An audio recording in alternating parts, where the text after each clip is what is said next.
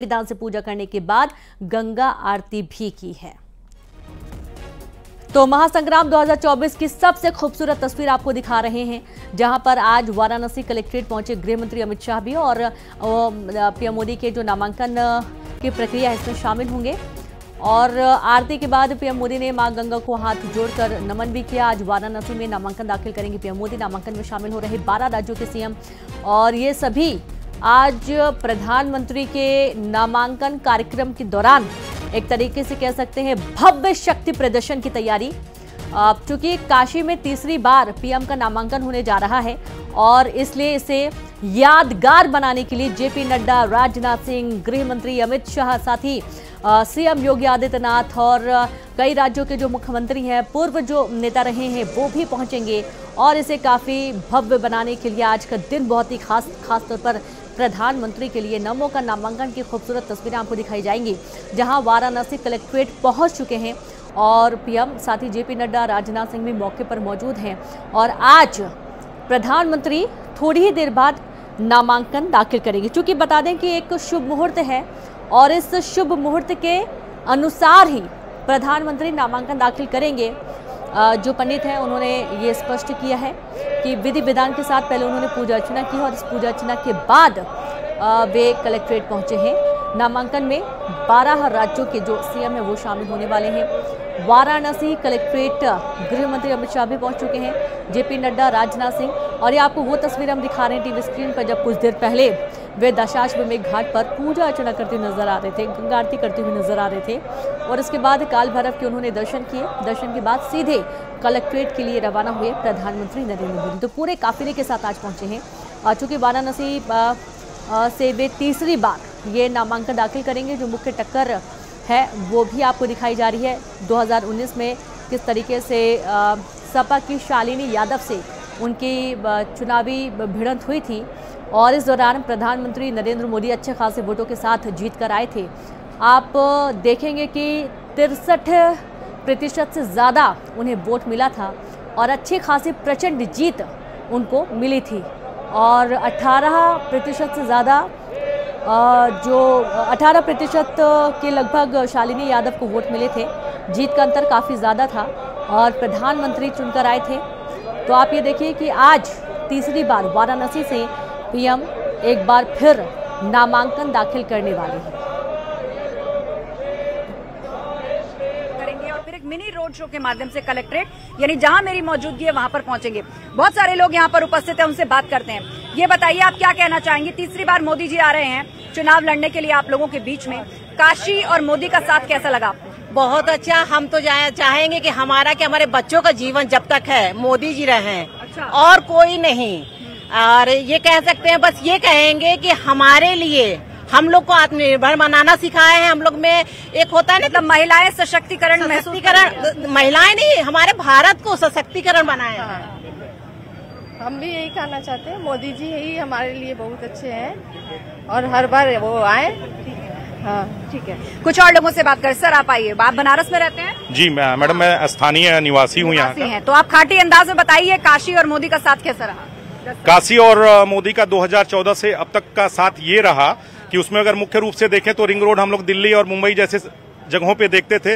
Ring road बना, Banas dairy यहाँ आई, अमूल का एक प्लांट लगा और बहुत सारे जो मूलभूत इंफ्रास्ट्रक्चर में चेंजेस हुए, जिसके कारण से हम लोगों को बड़े शहरों में जाने की जरूरत अब पड़ती नहीं है। और यहाँ पर इसीलिए सारे लोग मोदी जी के दीवाने हैं और हमारे शहर का नाम हुआ है और अपराध मुक्त अभी उत्तर प्रदेश है। कोई भी अपराध यहाँ हो नहीं सकता। मतलब आप खुश है डबल इंजन की सरकार से? जी बहुत खुश है और मैं चाहूंगा आपके चैनल के माध्यम से कि अखिलेश जी और राहुल जी की सभा हो जाए, इधर एक रैली हो जाए, जिससे कि मोदी जी के 5 लाख वोट और बढ़ जाए यहाँ। चलिए, यही मैंने कहा था, बनारसी अंदाज में कुछ बता दीजिए। तो यही बनारसी चुटीलापन है। बनारस के बारे में कहा, जहाँ का कड़कड़ हो पारस वो शहर है बनारस। अब इसके बाद पे हम लोग हर हर महादेव। कुछ और लोगों की भी राय जानते हैं। हम लोगों का सौभाग्य है कि यहाँ से सांसद हुए और प्रधानमंत्री हुए और हम लोगों के विकास के लिए उन्होंने बहुत ही कार्य किया है। जितना कि हम उम्मीद भी नहीं कर सकते थे और और हम लोग के लिए भगवान रूप में है।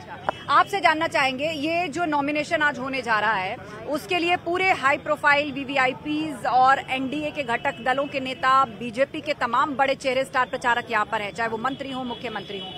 अब जब प्रधानमंत्री नॉमिनेशन करने आएंगे तो कितना वक्त उसमें लगेगा? जो नॉमिनेशन की प्रक्रिया होती है, किस तरह की फॉर्मेलिटीज अंदर होंगी? नॉमिनेशन की प्रक्रिया ऐसी है कि कहा जा रहा है कि 11:15 से 12 के बीच में प्रधानमंत्री जी यहाँ आएंगे और अपना नॉमिनेशन करेंगे। उसके लिए कलेक्ट्रेट परिसर में उनका नामांकन होगा। उनके जो भी प्रस्तावक हैं और जो भी समर्थित उनके नेता हैं वो लोग सर्किट हाउस पे आए हुए हैं। उनके बीच में प्रधानमंत्री जी आके अपना नामांकन करेंगे। जो है तो आप बताइए मुझे, 10 साल तक यहाँ पर काशी में क्या कामकाज हुआ है जो आप लोग कह रहे हैं कि ऐसा विजन न पूर्व सरकारों के पास था और न ही ऐसी इच्छा शक्ति थी? कोई भी क्षेत्र आप पकड़िए, इंफ्रास्ट्रक्चर से लेके शिक्षा के क्षेत्र में, स्वास्थ्य के क्षेत्र में। आज आप बीएचयू में जाएंगे, वहाँ जो सुपर स्पेशलिटी ब्लॉक बना है, आज से 10 साल पहले उसकी कल्पना नहीं की जा सकती थी। जो रिंग रोड की कल्पना थी वो 2002 में अटल बिहारी वाजपेयी की सरकार ने उसको जो है प्रस्तावित किया था। जमीन अधिग्रहण तक हो गया था, लेकिन अगले 12 सालों तक यहाँ की लोकल जो सरकार रही उत्तर प्रदेश की, उन्होंने काशी के क्षेत्र के विकास के ऊपर ध्यान नहीं दिया। मोदी जी के आने के बाद रिंग रोड के 2 फेज कंप्लीट हो चुके हैं, तीसरा फेज जून में कंप्लीट हो जाएगा। विकास निरंतर जारी है। कुछ और लोगों से बात करते हैं। आप क्या बताना चाहेंगे काशी के बारे में, मोदी के बारे में, गंगा के बारे में? काशी जो है एक रस है, रस में सब डूबे हुए हैं। मोदी मैं सब हो गए हैं और मोदी यहाँ से 10 लाख वोट से ही जीतेंगे। अच्छा, आपका क्या मानना है? यहाँ की जनता ने खुद ही टारगेट ले लिया है कि 10 लाख से ज्यादा वोटों से प्रधानमंत्री को? बिल्कुल बिल्कुल, इसमें कोई दुरा नहीं, क्योंकि मोदी जी ने बनारस के लिए बहुत काम किया है। बनारस का जो संस्कार संस्कृति है मोदी जी ने पूरी दुनिया तक पहुंचाया है। पूरी दुनिया के लोग यहाँ पे आकर देख रहे हैं कि आखिर में मोदी जी यहाँ से प्रधानमंत्री बने तो कैसे पूरी दुनिया का नेतृत्व करें। आखिर में उनके अंदर कौन सी क्षमता, कौन सी ऊर्जा आ गई। काशी को जो है एक तरीके से प्रधानमंत्री मोदी पर गर्व है। बिल्कुल गर्व है, बिल्कुल गर्व है। ऐसा प्रधानमंत्री मिलेगा नहीं, ऐसा सांसद मिलेगा नहीं जो कि वो प्रधानमंत्री हैं, सांसद भी हैं, बनारस में इतनी बार दौरा करते हैं। आज तक भारत का कोई भी प्रधानमंत्री अपने संसदीय क्षेत्र में, मतलब काशी ने डिक्लेयर कर दिया है कि एको अहम द्वितीयो नास्ति, न भूतो न भविष्य। मोदी ये एक महापुरुष और एक जिसको कहा जाता है अवतार लेना मोदी का, वो भगवान का अवतार है मोदी, समझ लीजिए। तो मतलब ये काशी वासियों का सिर्फ आकलन नहीं, उनकी भावनाएं हैं जो उमड़ करके सामने आ रही है और उसकी एक झलक हमने कल के जन सैलाब में देखी जो प्रधानमंत्री के रोड शो में उमड़ा है। कुछ और लोगों से बात अवतारी पुरुष है। उन्होंने भारत और पूरी दुनिया को, जो पूरी दुनिया में आज आतंकवाद की बात चल रही है, मोदी जी ऐसे व्यक्ति हैं जिन्होंने बताया कि आतंकवाद खराब होता है, किसी भी स्तर पे आतंकवाद सही नहीं होता है।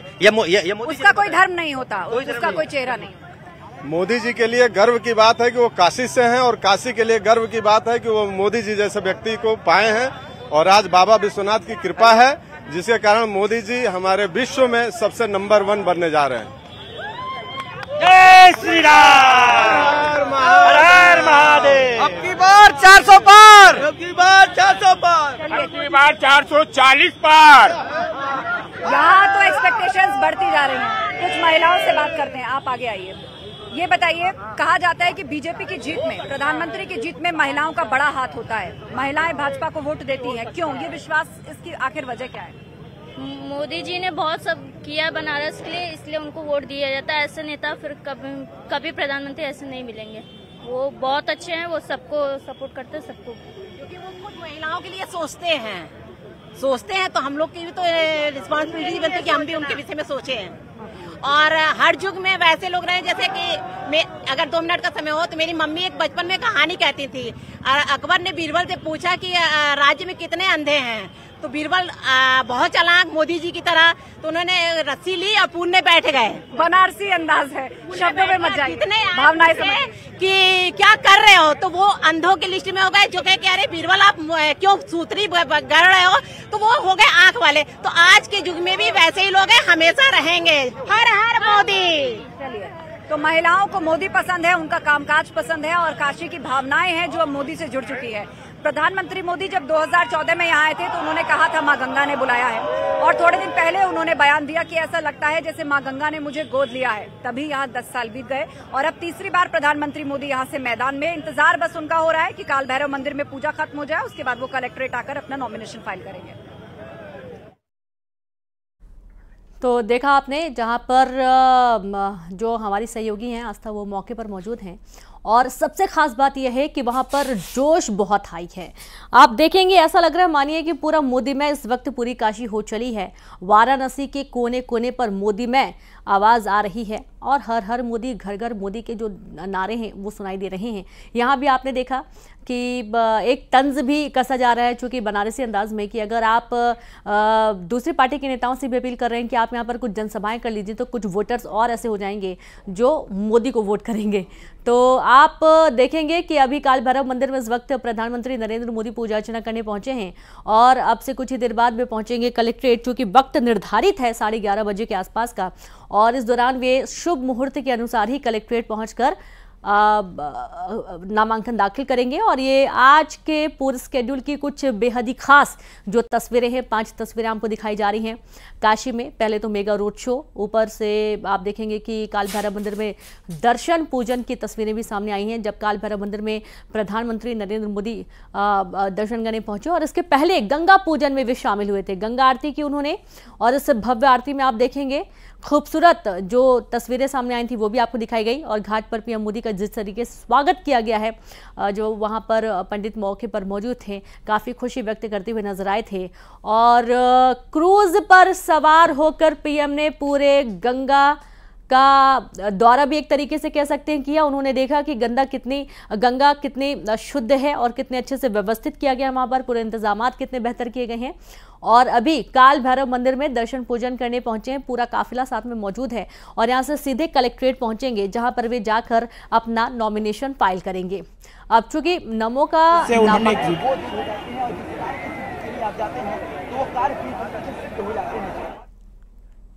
तो नमो के नामांकन को लेकर उत्साहित अन्य लोग भी नजर आ रहे हैं, ना सिर्फ बीजेपी के दिग्गज, चूंकि आज आप देखेंगे हर आम और खास आपको नजर आने वाला है प्रधानमंत्री के नॉमिनेशन में। एक तरीके से कह सकते हैं कि भव्य शक्ति प्रदर्शन की तैयारी इस वक्त चल रही है।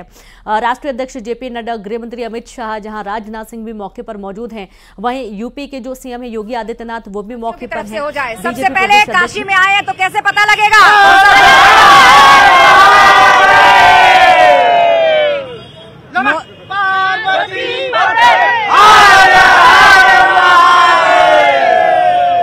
काशी क्या कह रही है मोदी जी से? अब मोदी जी को अब इस बार 400 पार कराना ही है किसी भी कीमत पर। अगर राहुल गांधी का जनता ने काफी कुछ देख चुका है, इसमें केवल कॉमेडी के सिवा और कुछ करने वाले नहीं है। अच्छा, तो आपको राहुल गांधी पर भरोसा नहीं है, मोदी जी पर भरोसा? 0% भी भरोसा नहीं है। मोदी जी है तो मुमकिन है, राहुल गांधी माने 0। आज इस बनारस में हम लोग आते थे, बनारस के रहने वाले हैं। ईदुल सलमानी हमारा नाम है, ईदुल सलमानी हमारा नाम है। हम बनारस के प्रॉपर रहने वाले हैं, पूरे बनारस का भ्रमण हम करते हैं। हम लोग भोजी बीच जब आते थे तो नया 10 रुपए का रुमाल लेकर मुंह अपना बांध लेते थे कहीं उल्टी न हो जाए। आज ये दशा है कि पूरे बनारस में हम लोग कहीं भी चाय पीते हैं तो माइंड फ्रेश करके चाय पीते हैं। लगातार आपको तस्वीरें